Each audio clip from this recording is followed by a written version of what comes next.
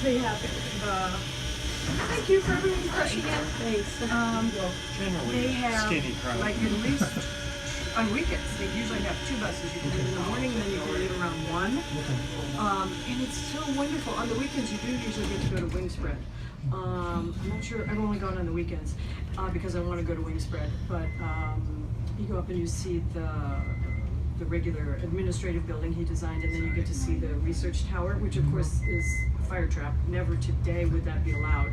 I've just seen some pictures. Yeah, oh, it's beautifully designed, but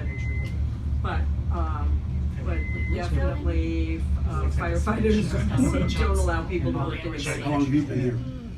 And then you go through Wingspread. And on the way up, you're stopping at Okay, Kringle good, Place. good. And you can buy lunch or Kringles. So we're going down here.